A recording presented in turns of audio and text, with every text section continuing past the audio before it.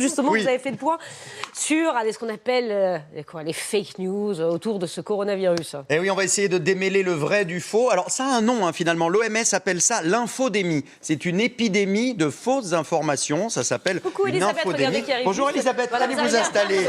Allez vous... mais comme à la bien maison. Bordeaux On est C'était comme bien à la Bordeaux maison ici. Mais c'était sympa. Ouais. Bah oui, ça avait l'air bien, mais vous n'êtes pas resté longtemps. Alors, enfin bon, fake bref. news. Alors oui, on est sur une chronique, mais c'est pas grave. Donc, je vous disais que les fake news concernant l'épidémie, on appelle ça une infodémie. Il y a un nom pour ça. Les fausses informations qui se propagent sur Internet. Alors, je vais vous proposer un petit info-intox. Alors, par exemple, faut-il, voilà, infodémie, info-intox sur le coronavirus.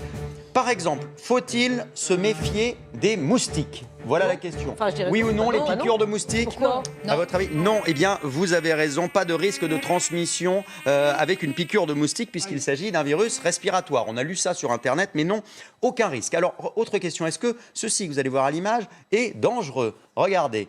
Voilà, ces colis là, voilà, ces colis, ces courriers que vous pourriez recevoir de Chine, parce que beaucoup de produits qu'on commande sur Internet viennent de là-bas. Alors, est-ce qu'on risque d'être infecté par le coronavirus via une livraison? Non, effectivement, non. L'OMS est clair, le virus ne survit pas plus de quelques heures sur des colis, des objets ou des courriers. Quant aux billets de banque, peuvent-ils, oui ou non, transmettre les virus? Au départ, on croyait que non. Eh bien, l'OMS se pose des questions et explique que c'est possible, mais peu probable. Donc, regardez ce qui se passe en ce moment en Chine. On prend le risque théorique très au sérieux. Depuis ce week-end, la Banque centrale chinoise a décidé de nettoyer tous les billets en circulation afin de limiter la propagation du coronavirus. C'est une opération.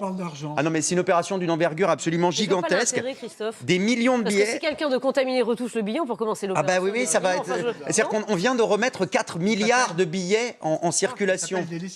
C'est surréaliste. Alors on les passe sous des rayons ultraviolets, on les chauffe à haute température et ils sont mis sous scellés pendant 14 jours, une quarantaine pour les billets, une quatorzaine. C'est la première fois dans le monde qu'une telle opération de nettoyage d'argent est organisée. Et vous avez trouvé, Christophe, alors là, des fake news, des infox, Oui.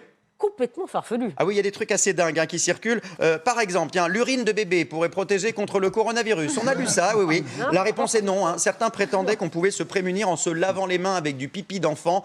Évidemment, c'est totalement faux. L'OMS a quand même été obligée de publier un démenti. Manger de l'ail protégerait du virus. Les vampires, non? Oui, alors, pour les vampires, ça fonctionne. En revanche, ça ne vous protège pas d'avoir une haleine de fennec. Alors non, ça ne fonctionne pas. Évidemment, ça ne fonctionne pas. L'OMS, quand même, prévient, si jamais vous voulez manger de l'ail ce matin avant de partir au boulot, par exemple, qu'il y a des propriétés antimicrobiennes à consommer de l'ail. C'est également mytho de manger du fenouil ou boire de l'huile de sésame. Ça aussi, on a pu le lire. Et puis, autre info qu'on adore, le coronavirus pourrait être tué par la cocaïne. Oui ou non? Eh bien, la réponse est non. Voilà, que les cocaïnomanes qui nous regardent ce matin, je suis désolé, ne vous réjouissez pas trop vite. Non seulement ça ne fonctionne pas pour le coronavirus, mais en plus, c'est très mauvais pour la santé. C'est interdit, et surtout. accessoirement, c'est illégal, Voilà, effectivement, je vous le c'est confirme. interdit, donc, ne faites pas ça, ça ne sert à rien. Et en plus, c'est très, très mauvais et on n'a pas le droit. Voilà, personne n'en a eu l'idée. Merci Christophe, merci. Avec plaisir. Voilà.